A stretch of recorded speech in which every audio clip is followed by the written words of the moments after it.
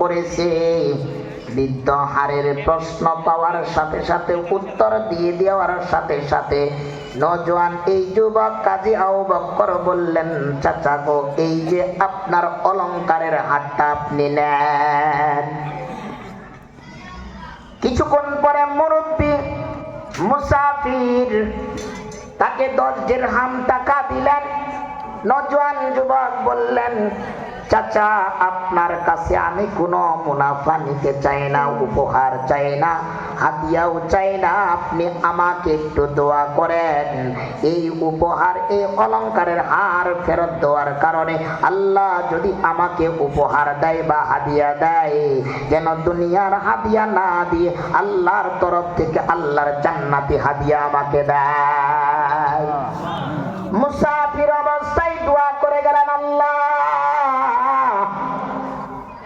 অনেক বড় বুজুর্গ দোয়া করলেন, আল্লাহ, আমি মুসাফির হালতে এই যুবক জান্নাতি যুবকের জন্য দোয়া করে গেলাম।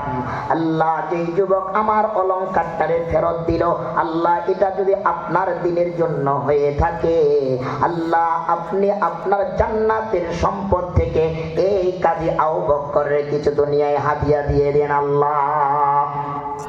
কিছুক্ষণ পরে কাজী আবু বকর বৃদ্ধ মুরব্বীকে বলে, চাচা গো, মদিনার দাঁড়ে দাঁড়ে কোরআনের দাওয়াত দিয়েছি, তালিম দিয়েছি, কিন্তু আজ 3 দিন ধরে দাওয়াত দেই। 3টা দিন ধরে মানুষের দাঁড়ে দাঁড়ে কোরআনের দাওয়াত দেই, কালিমার দাওয়াত দেই, কেউ আমাকে এই পর্যন্ত কোনো খানা আহার দিল না। এই 3 দিন যাবত আমি আমার মাজায়, আমার কবরে 3টা পাথর 3 দিন আমি বেঁধে রেখেছি। যদি আল্লাহ আমাকে এই দাওয়াতকে কবুল করে, এই ইসলামের খেদমতকে কবুল করে, আল্লাহ যেন আমাকে জান্নাতি যুবক হিসাবে ঘোষণা করে। মুরব্বী দোয়া করার পরে মুরব্বী বললেন, বাবারে, আমি আমার দেশে ফেরত যাব, আমিও দোয়া চাই। মুরব্বী নিজের দেশে রওনা দিলেন। কাজী আবু বকর কিছুদিন পরে ঘুরতে ঘুরতে হঠাৎ করে মন চাইল, মদিনার প্রান্তে ইসলামের খেদমত করেছি, দ্বীনের খেদমত করেছি, আল্লাহ, আমি এবার কোন দেশে যায়া যায়া ইসলামের তালিম, ইসলামের দাওয়াত দিব। কিছুক্ষণ পরে কাজী আবু বকর কিছুক্ষণ পরে মদিনা থেকে রওনা হয়ে গেলেন। নদীর পাড়ে নৌকায় আরোহণ করলেন। নদীর মধ্যে ভরা, নদীর মধ্যে নৌকায় আরোহিত করলেন। হঠাৎ করে নৌকাটা যাইতেছে নদীর মাঝখানে, নৌকাটা ভাঙচুর শুরু হয়ে গেছে। কাজী আবু বকর একদিকে নিঝুম ভাবে চুপচাপ বসে আছে, আল্লাহর তাসবিহ জপতেছে। হঠাৎ করে নৌকাটা যখন ভাঙচুর, কাজী আবু বকর আল্লাহর কাছে দোয়া করে, আল্লাহ, আপনার দ্বীনের দাওয়াতের জন্য বাইর হয়েছি গো আল্লাহ, আপনি যদি আমার দাওয়াতকে কবুল করে থাকেন, আল্লাহ, এই নদীর মাঝখানে কেউ নাই, কেউ নাই, আপনি ব্যতীত আর কেউ কাউকে হেফাজত করতে পারে না। কাজী আবু বকর অজ্ঞান হয়ে গেছে।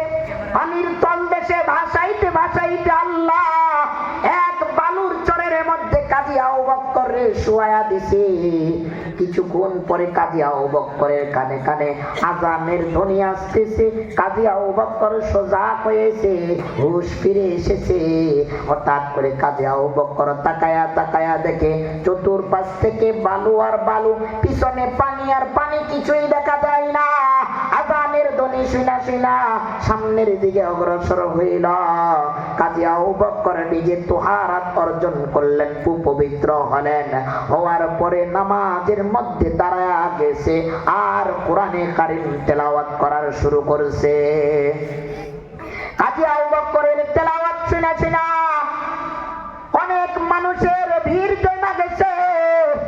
কাজী আবু বকর ডান দিকে সালাম ফিরাইছে, বাম দিকে সালাম ফিরাইতে দেরি, পিছন দিক থেকে তাকায়া দেখে কত মানুষের সমাগম, কত মানুষের ভিড় জমা গেছে। তাকায়া দেখে আর হঠাৎ করে সমস্ত মুসল্লিগুলো এই কাজী আবু বকর জান্নাতি যুবকরে বলে, যুবক তুমি কোথা থেকে এসেছো আমরা পরিচয় জানতে চাই না, কিন্তু আমাদের এই মসজিদে তোমার কোরআন এত সুন্দর তেলাওয়াত, আমরা তোমাকে এই মসজিদের ইমামের খেতাবতের দায়িত্ব দিয়ে দিলাম। আমি দায়িত্ব নিলাম, ঠিক আছে, এই মসজিদের ইমাম ও খতিব সাহেব কোথায়?